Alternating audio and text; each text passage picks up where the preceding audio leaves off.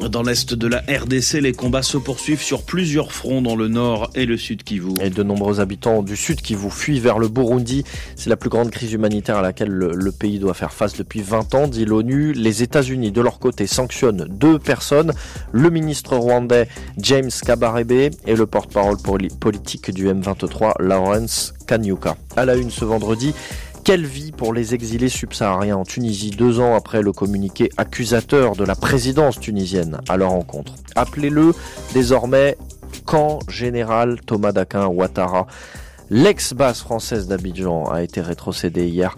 Reportage dans ce journal, on va en parler aussi avec notre grand invité international. Dans 3 quarts d'heure sur RFI, le ministre français de la Défense, Sébastien Lecornu, avec qui il sera aussi largement question d'Ukraine. Le journal des sports dans 10 minutes. Éliminatoire de la CAN femmes de foot avec des victoires maliennes et RD congolaises hier. Washington donc d'abord qui passe aux sanctions. Les États-Unis entendent accentuer la pression sur le M23 et le Rwanda qui le soutient. Hier, le département du Trésor américain a ciblé 2 noms, le porte-parole politique du M23, Lawrence Kanyuka, et l'ancien général rwandais James Kabarebe. Il est bien connu dans l'est du Congo puisqu'il fut l'un des artisans de la rébellion de Laurent-Désiré Kabila et de la chute du maréchal Mobutu dans les années 90. Il a été ministre de la Défense ensuite chez lui au Rwanda. Il est à la retraite de l'armée depuis 1 an et demi, mais il occupe la fonction de ministre de la coopération régionale. Les précisions sur ces sanctions américaines depuis Washington par Guillaume Nodin.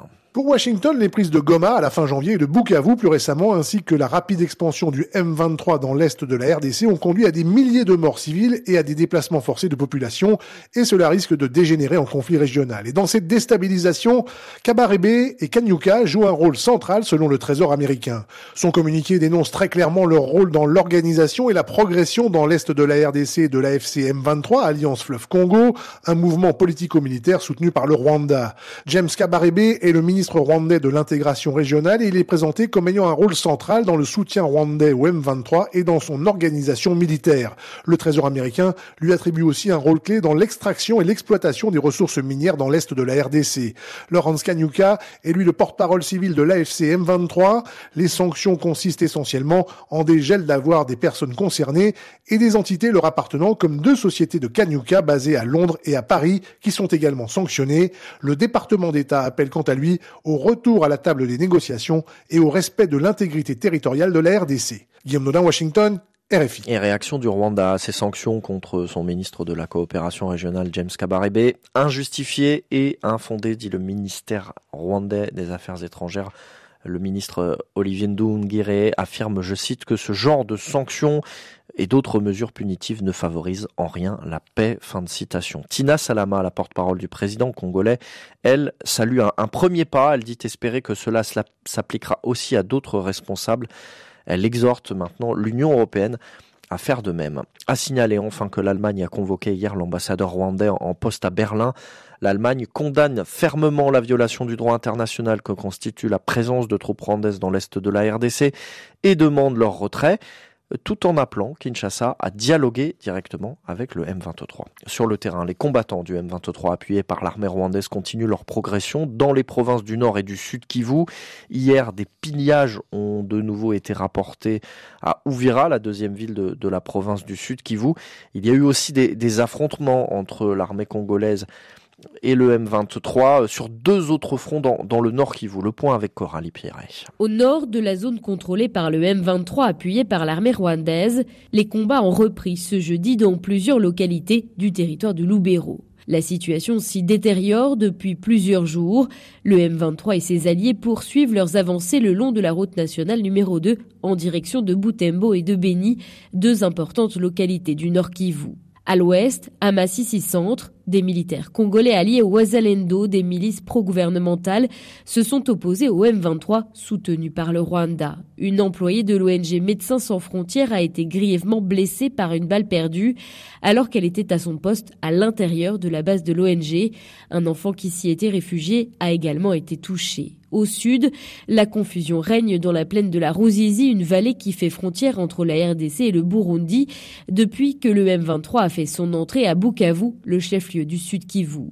À Uvira, la deuxième ville de la province, des affrontements entre militaires congolais et miliciens Wazalendo ont été signalés, ainsi que des pillages. Une source humanitaire parle de plusieurs décès et de nombreux blessés. Coralie Pierret, Kinshasa, RFI. L'armée congolaise reconnaît à Uvira des échanges de tirs, mais affirme que la situation n'a pas dégénéré. Les États-Unis sanctionnent le ministre rwandais de la coopération régionale, James Kabarebe.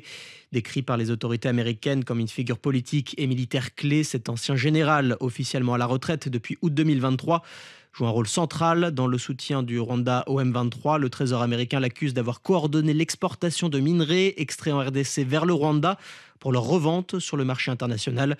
James Kabarebe que nous présente Walid Diallo. James Kabarebe est un nom qui résonne dans la région des Grands Lacs. Grand stratège, figure clé du système sécuritaire rwandais, son histoire commence véritablement en Ouganda, où il grandit en tant que réfugié rwandais.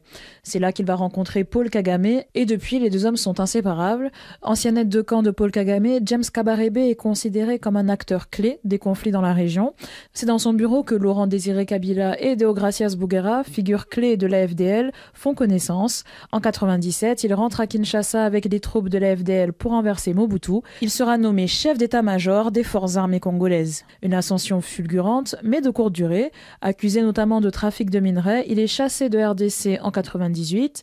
L'année suivante, il est soupçonné d'être derrière la création du RCD Goma, mouvement rebelle opposé à Kabila. Son nom réapparaît en 2012, cité par l'ONU parmi les soutiens au M23. Et aujourd'hui encore, il est accusé par les Nations Unies d'en être un soutien. Mais à Kigali, Kabarebe est vu autrement. Commandant discipliné, stratège, homme clé de la sécurité nationale. Walid Diallo du service Afrique de RFI, des sanctions financières qui concernent aussi un responsable congolais de la FC M23, Laurence Kanyuka. Et puis sur le front de l'Est de la RDC, les combattants du M23 qui poursuivent leur progression dans les deux Kivu.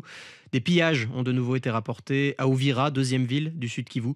L'armée congolaise reconnaît des échanges de tirs mais affirme que la situation n'a pas dégénéré. Les combats sont aussi signalés dans plusieurs localités de Lubero au nord Kivu.